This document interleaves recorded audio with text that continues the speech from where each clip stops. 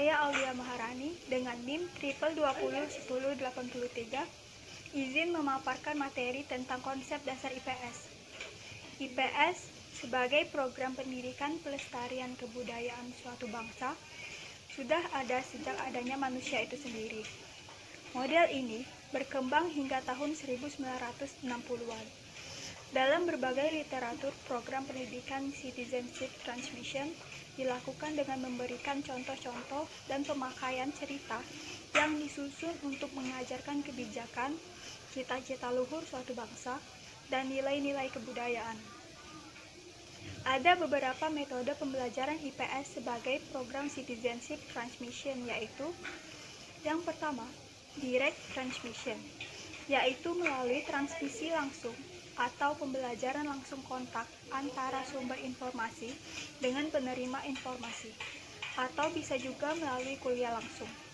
Akan tetapi, dalam IPS sebagai program pendidikan ilmu-ilmu sosial telah terjadi kesepakatan secara aklamasi, yaitu bahwa murid-murid sekolah umum harus mempelajari struktur dan proses-proses inquiry dari disiplin ilmiah itu sendiri. Para ahli ilmu sosial juga menghendaki agar para pemuda melihat dunia ini melalui kacamata seorang ahli ilmu sosial, agar mengajukan pertanyaan-pertanyaan yang biasa diajukan oleh para ahli ilmu sosial.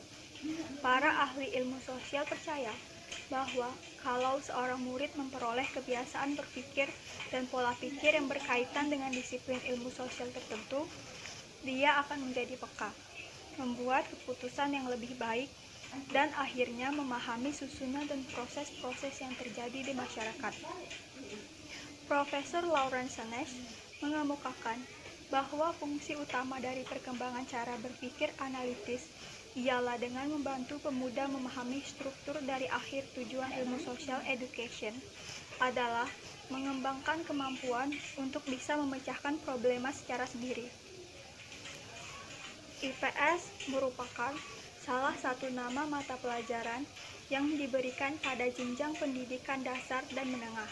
Mata pelajaran IPS merupakan sebuah nama mata pelajaran integrasi dari mata pelajaran sejarah, geografi, dan ekonomi, serta mata pelajaran ilmu sosial lainnya.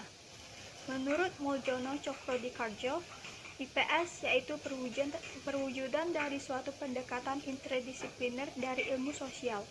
IPS merupakan integrasi dari berbagai cabang ilmu sosial, yakni sosiologi, antropologi, budaya, psikologi, sejarah, geografi, ekonomi, ilmu politik, dan ekologi manusia, yang diformulasikan untuk tujuan instruksional dengan materi dan tujuan yang disederhanakan agar mudah dipelajari.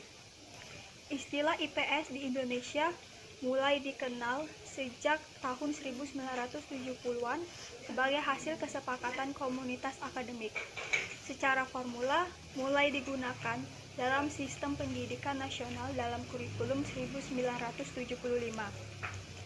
Selanjutnya, konsep IPS tersebut mulai masuk dalam persekolahan pada tahun 1972 sampai 1973, yakni dalam kurikulum proyek Perintis Sekolah Pembangunan atau PPP.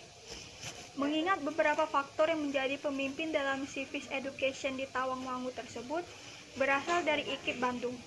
Tokoh-tokoh itu diantaranya Ahmad Sanusi, Nukman Somantri, Kosasi Jahiri, dan Sedih Suwardi. Dengan tokoh-tokoh tersebut berperan sebagai tim pengembang kurikulum, kemudian secara formal dan bersifat nasional.